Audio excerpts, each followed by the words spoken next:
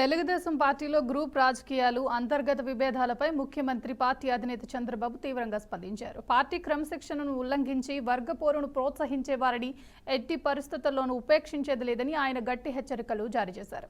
ముఖ్యంగా అనంతరం ఎమ్మెల్యే దగ్గుపాటి వెంకటేశ్వర ప్రసాద్ పనితీరుపై చంద్రబాబు తీవ్ర ఆగ్రహం వ్యక్తం చేశారు. పార్టీకి నష్టం కలిగించే చర్యలకి పాల్పడితే ఉపేక్షించేది లేదని స్పష్టం చేశారు.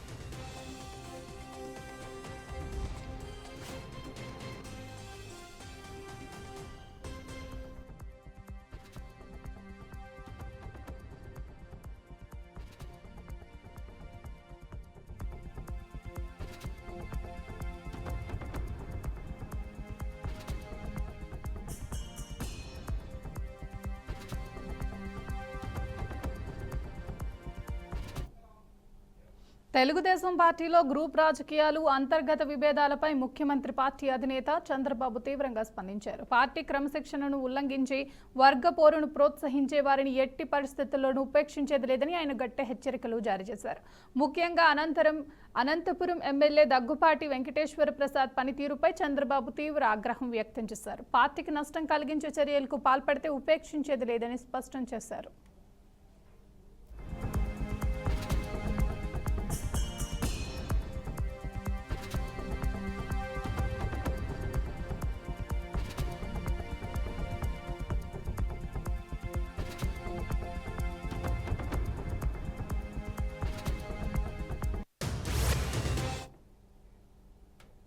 ఖమ్మం జిల్లా కల్లూరు గిరిజన ఆశ్రమ పాఠశాలలో మరోసారి ఫుడ్ పాయిజన్ అయింది. 10 విద్యార్థులు అస్వస్థతకు గురయ్యారు. భోజనం చేసిన తర్వాత వాంతులు విరోచనాలు చేసుకున్నారు. దీంతో విద్యార్థులను హాస్టల్ సిబ్బంది ఆసుపత్రికి తరలించారు. విద్యార్థుల ఆరోగ్యం నిలకడగా ఉందని వైద్యులు వెల్లడించారు. 10 రోజుల వ్యవధిలోనే మూడోసారి ఫుడ్ పాయిజన్ అవడంతో తల్లిదండ్రులు ఆగ్రహం వ్యక్తం చేస్తున్నారు.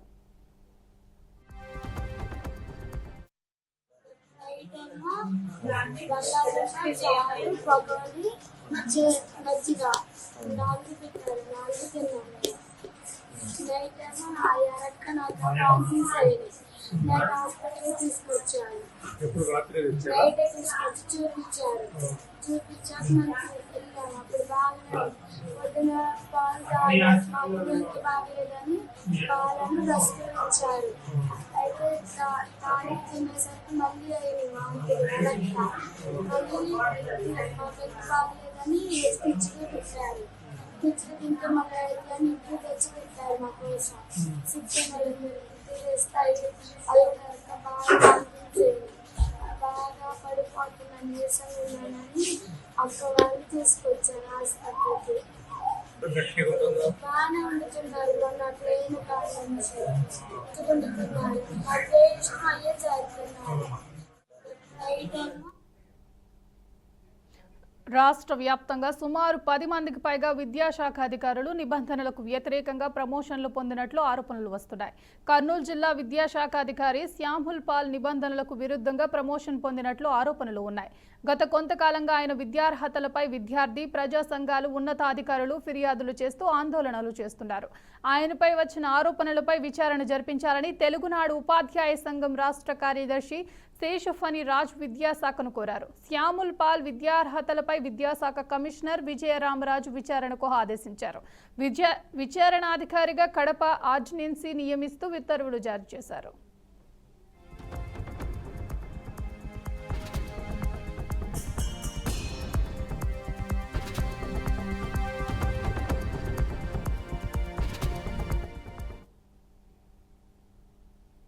అనంతపురం జిల్లా తాడిపత్రిలో మళ్లీ హైటెన్షన్ వాతావరణం నెలకొనబోతుంది. రేపు మాజీ ఎమ్మెల్యే పెద్దారెడ్డిని పోలీసులే తాడిపత్రికి తీసుకువెళ్లాలని హైకోర్టు ఆదేశించింది. గతంలో కోర్టు ఆదేశాలు పాటించకపోవడంతో పెద్దారెడ్డి మరోసారి కోర్టును ఆశ్రయించారు. ఎవరైనా ఇబ్బందులు కలిగిస్తే పోలీస్ ఫోర్స్ ఉపయోగించాలని సూచించింది. పెద్దారెడ్డిని రానివ్వకుండా 16 నెలలుగా జేసీ ప్రభాకర్ రెడ్డి అడ్డుకుంటున్నారు. రేపు తాడిపత్రిలో శివుడు విగ్రహం ప్రారంభోత్సవాన్ని జేసీ చేపట్టారు. ఇప్పటికే తాడిపత్రి వెళ్లేందుకు భారీ ఫోర్స్ను సిద్ధం చేస్తున్నట్లు సమాచారం.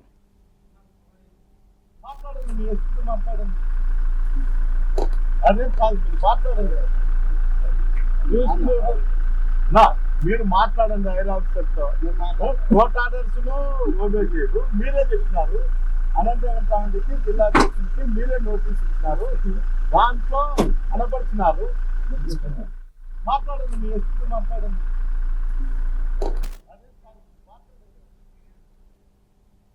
ఉత్తరప్రదేశ్లోని సోన్భద్రలో ఓ ఇంధన ట్యాంకర్ అదుపు తప్పి రోడ్డుపై బోల్తా కొట్టింది. దీంతో దాదాపు 20,000 లీటర్ల డీజిల్ రోడ్డు పాలైంది. దీంతో స్థానికులు డీజిల్ ఎత్తుకెళ్లడానికి ఎగబడ్డారు. అయితే ఈ క్రమంలోనే ఒక అవాంఛనీయ ఘటన చోటు చేసుకుంది. ప్రమాదం జరిగిన సమయంలో స్థానికులు డ్రైవర్కు, ప్రమాద బాధితులకు సహాయం చేయకుండా రోడ్డుపై పారుతున్న డీజిల్ను అందిన కాడికి చేతులతో తోడుకుని వెళ్లిపోయారు. డీజిల్ కోసం బాటిళ్లు, బకెట్లు వంటి వాటిని తీసుకుని వచ్చి రోడ్డుపై పారుతున్న డీజిల్ను నింపుకొని స్థానికులు ఉడాయించారు. ఇందుకు సంబంధించిన వీడియోలు తాజాగా నెట్టింట వైరల్గా మారాయి.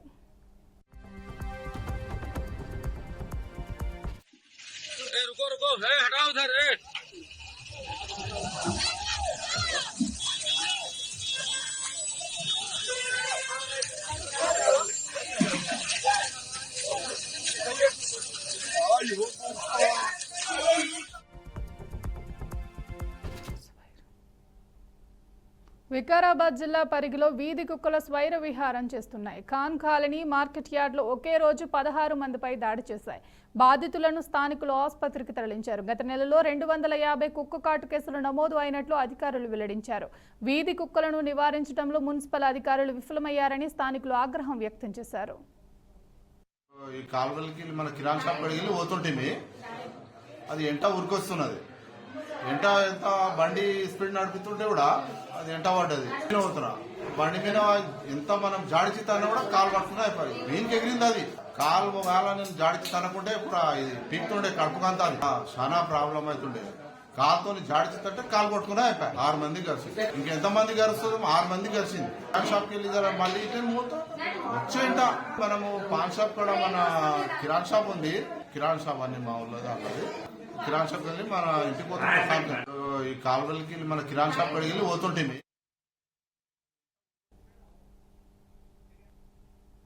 అనకాపల్లి జిల్లా చోడవరంలో ఓ యువకుడు ఆత్మహత్యకు యత్నించి ఆసుపత్రిలో మృతి చెందగా స్థానికంగా ఉద్రిక్త పరిస్థితులు నెలకొన్నాయి. పోలీసులు వేధింపులో యువకుడి మరణానికి కారణమంటూ అతడి కుటుంబ సభ్యులు ఆందోళనకు దిగారు. పోలీస్ స్టేషన్ వైపు వెళ్లేందుకు యత్నించగా పోలీసులు వారిని అడ్డుకున్నారు. అయినంత డీలో ఇటీవల 2 చోరీలు జరిగాయి.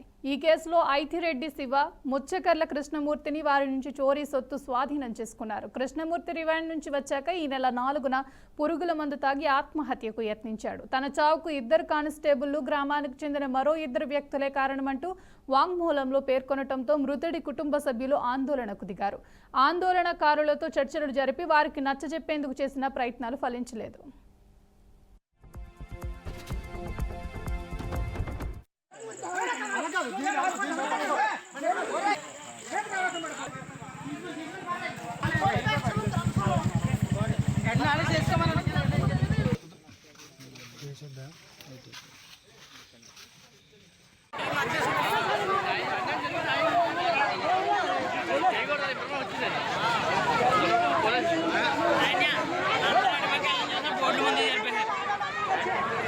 బోర్డులు కాసేపు ఉంటాయి.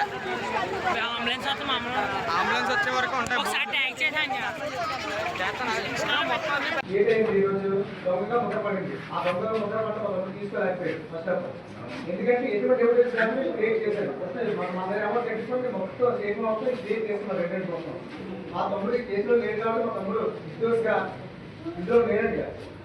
మాకు స్టేట్మెంట్ ఎవరు ఫస్ట్ మీకు వీళ్ళ పోలీసులు సంస్కృతి ఒకటి ఫస్ట్ ఆఫ్. సెకండ్, మా తమ్ముడు పేరు ఎవరైతే ఇచ్చారో ఆయన ఎవరు ఇచ్చారో ఎవరైతే ఆయన ఇవ్వడానికి బయట పెట్టి ఆయన అరెస్ట్ చేయాలి. సెకండ్, మూడోది ఏంటంటే ఈటీతో పాటు FIR constable, next NSR constable, next మన ఎస్ఐ గారు, ఇలా ముగ్గురిని కూడా ముగ్గురు కూడా ఇప్పుడు లేరు. ఎవరున్నారో ఎక్కడ తెలియదు. ప్రతి ముగ్గురు ఒకసారి లీవ్లో వెళ్ళిపోతారండి. ఇప్పుడు లీవ్లో ఉన్న అవసరం ఏంటి? ఇప్పుడు ఎంత జరిగింది ఆలోచన జరిగింది అని ఉన్నారు కదా, కనీసం చెప్పడం కదా ఉన్నారు కదా. నేను ముగ్గురిని కూడా విధుల్లో సస్పెండ్ చేసి మా తమ్ముడిని నిర్దోషిగా స్టేట్మెంట్ ఇవన్నీ చేయాలని మీకు ఆ విధంగా అయితే మాకు న్యాయం చేయమని అవుతారు. మా తమ్ముడు చనిపోయే ముందు కూడా లాస్ట్ మినిట్లో కూడా అదే చెప్పాడు. ఇది ఎస్ఐ పోలీసు నేను అందరూ చెప్పడం మా కానిస్టేబుల్ పేరు తీసేయండి, మిగతా అందరూ పెట్టండి, మేము అలాగే తన చేస్తాం. మా తమ్ముడు దాన్ని ఒప్పుకోలేదు. చేసింది మొత్తం నలుగురు కూడా. ఎందుకంటే ఇప్పుడు వీళ్ళిద్దరినీ ఇప్పుడు ఎవరైతే ఉన్నారో వాళ్ళందరినీ అరెస్ట్ చేయాలి. నెక్స్ట్ వీళ్ళిద్దరు కానిస్టేబుల్, నెక్స్ట్ ఎస్ఐ గారిని వీళ్ళ ముగ్గురిని కూడా విధుల్లో సస్పెండ్ చేయాలి. ఇలాగైతే మాకు న్యాయం చేయనట్టు ఉంటుంది. ఈ తర్వాత మీకు ఏ విధంగా చేద్దాం చేయండి. ఫస్ట్ మాకు తెలుగు చిత్ర పరిశ్రమలో నెలకొన్న తాజా పరిణామాలపై ప్రముఖ నటుడు చిరంజీవితో నిర్మాత సి కళ్యాణ్ సమావేశమయ్యారు. ఆ భేటీ అనంతరం మీడియాతో మాట్లాడారు. నేనెప్పుడూ ఫిలిం ఛాంబర్ ఫెడరేషన్ నిర్మాతలు బాగుండాలని కోరుకుంటా. సినిమాకి సంబంధించి నిర్మాతే కీలకం. నా వంతుగా కార్మికులతోనూ మాట్లాడతా అని చిరంజీవి అన్నారని కళ్యాణ్ తెలిపారు. ఇరు వర్గాలకు న్యాయం జరగాలని ఆయన కోరుకుంటున్నట్లు చెప్పారు. త్వరలోనే సమస్యకు పరిష్కారం లభిస్తుందని ఆశాభావం వ్యక్తం చేశారు. లేబర్ కమిషన్ రూల్స్ ప్రకారం సినిమాలకు పని చేయలేం. ఓ కుటుంబంలా పనిచేయటం చిత్ర పరిశ్రమలో అలవాటైంది. కార్మిక శాఖ పేర్కొన్న వేతనాల కన్నా ఎక్కువగా ఇస్తున్నాం. ఆ శాఖ నిబంధనల ప్రకారం భోజనం పెట్టాల్సిన అవసరం లేదు. కానీ ఖర్చులు భరిస్తూ కార్మికులకు భోజనాలు ఏర్పాటు చేస్తున్నాం. చిన్న నిర్మాతలు పెద్ద నిర్మాతల మధ్య ఎప్పుడూ ఐక్యత ఉండదు. ఏడాదిలో సుమారు 300 సినిమాలు రూపొందితే వాటిలో 60 చిత్రాలే పెద్దవి అని పేర్కొన్నారు.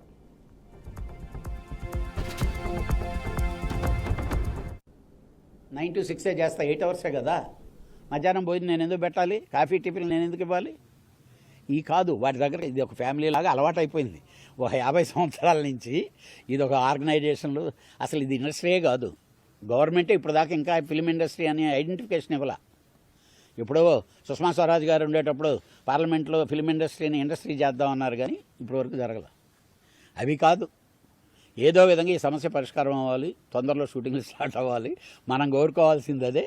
వాళ్ళు ఇళ్ళు ఇద్దరు ఇంట్లో ఫ్యామిలీ లాగా షార్ట్ అవుట్ డెఫినెట్గా ఈరోజు ఈవినింగ్ రేపు సాయంకాలం లోపల మాత్రం పరిష్కారం అవుతుందనే గట్టి నమ్మకం నాకుంది.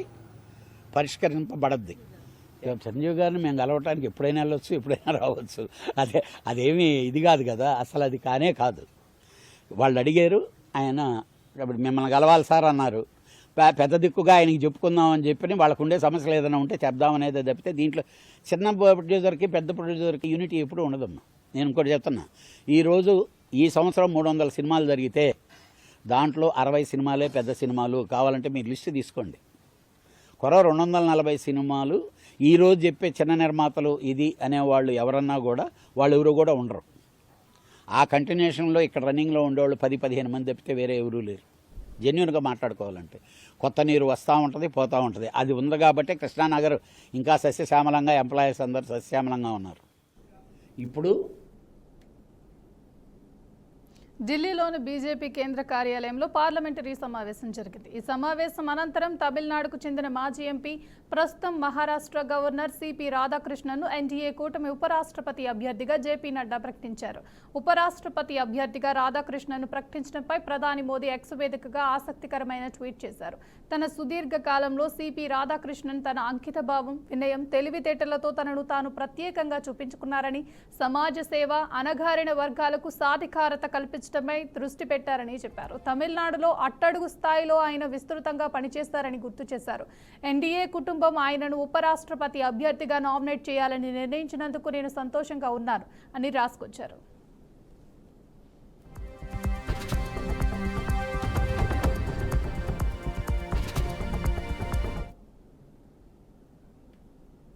పహల్గాం ఉగ్రదాడి ఉగ్రవాదంపై పోరాటంలో దక్షిణ కొరియా విదేశాంగ మంత్రి చో హ్యూన్ భారత్కు సంఘీభావం ప్రకటించారు. భారత ప్రభుత్వం ప్రజలతో తమ దేశం నిలుస్తుందని పేర్కొన్నారు. దక్షిణ కొరియా ఉగ్రవాదాన్ని తీవ్రంగా వ్యతిరేకిస్తుందన్నారు. ఈ విషయంలో తాము చాలా కఠినంగా, దృఢంగా ఉన్నామన్నారు. ఏదైనా ఉగ్రవాద దాడిని తాము తీవ్రంగా వ్యతిరేకిస్తున్నామన్నారు. భారత ప్రభుత్వం భారత ప్రజలతో ఉంటామన్నారు.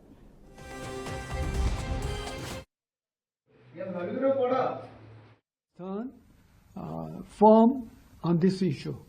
We are strongly against any terrorism or terrorist attack on any country, on any people. We stand by the Indian government and Indian people.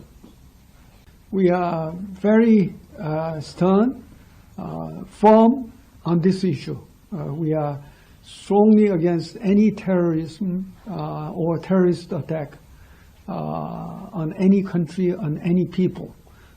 We stand by the Indian government and Indian people.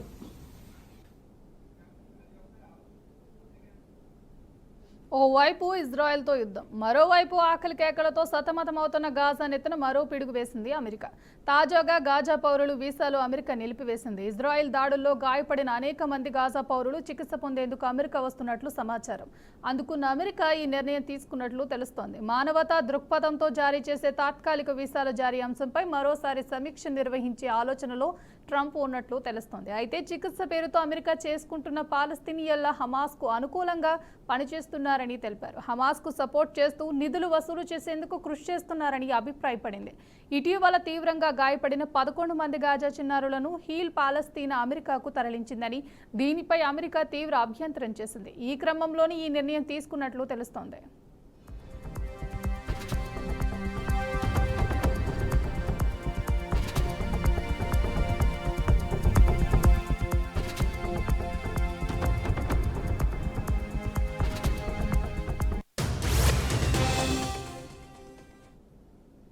అమెరికాలో మరోసారి కాల్పులు కలకలం సృష్టించాయి. New York సిటీలోని రెస్టారెంట్లో కాల్పులకు తెగబడిన దుండగులు 3 పొట్టన పెట్టుకున్నారు.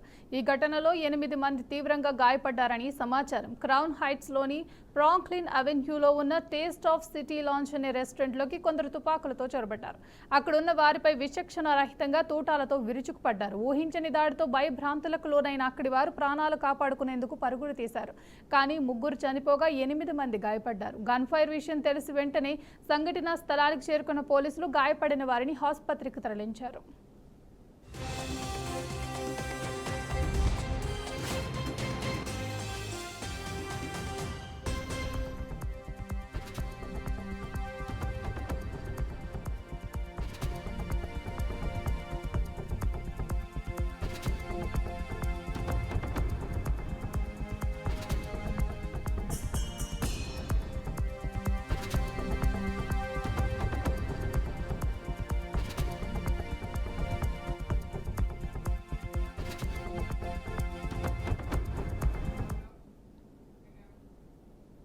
యాక్సియం 4 మిషన్తో భారత రోదసి చరిత్రలో తనకంటూ ప్రత్యేక స్థానం సంపాదించుకున్న వ్యోమగామి శుభాంశు శుక్లా భారత్కు చేరుకున్నారు.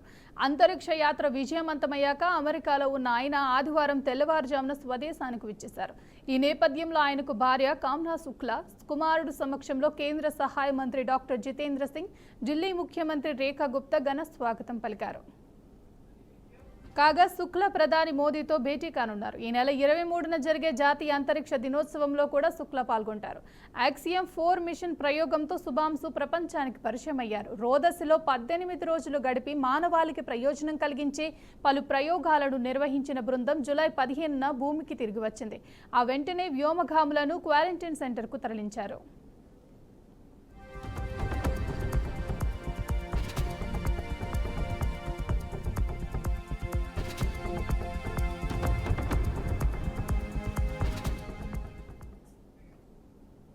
బంగాళాఖాతంలో ఏర్పడిన అల్పపీడనం రాగల 24 గంటల్లో వాయుగుండంగా బలపడే అవకాశం ఉందని, దీని ప్రభావంతో కోస్తాంధ్రలో భారీ వర్షాలు కురవనున్నాయని ఏపీఎస్డీఎంఏ వెల్లడించింది. ఉత్తరాంధ్ర, దక్షిణ ఒడిశా తీరాలకు సమీపంలో పశ్చిమ మధ్య వాయువ్య బంగాళాఖాతంలో ఈ అల్పపీడనం కేంద్రీకృతమై ఉందని అధికారులు తెలిపారు. ప్రస్తుతం పశ్చిమ వాయువ్య దిశగా కదులుతున్న అల్పపీడనం మంగళవారం మధ్యాహ్నానికి ఉత్తరాంధ్ర, దక్షిణ ఒడిశా మధ్య తీరాన్ని దాటే అవకాశం ఉందని అంచనా వేస్తున్నారు. దీని ప్రభావంతో కోస్తాంధ్రలోని పలు ప్రాంతాల్లో భారీ నుంచి అతి భారీ వర్షాలు నమోదయ్యే సూచనలు ఉన్నాయని ఏపీఎస్డీఎంఏ స్పష్టం చేసింది. ఈ నేపథ్యంలో అధికార యంత్రాంగం అప్రమత్తమైంది. సముద్రం అల్లకల్లోలంగా ఉంటుందని, అందువల్ల మత్స్యకారులు ఎవరు వేటకు వెళ్లొద్దని వాతావరణ శాఖ తీవ్ర హెచ్చరికలు జారీ చేసింది. అదేవిధంగా నదులు, వాగుల సమీపంలో లోతట్టు ప్రాంతాల ప్రజలు సురక్షిత ప్రాంతాలకు వెళ్లాలని, అత్యంత జాగ్రత్తగా ఉండాలని సూచించింది.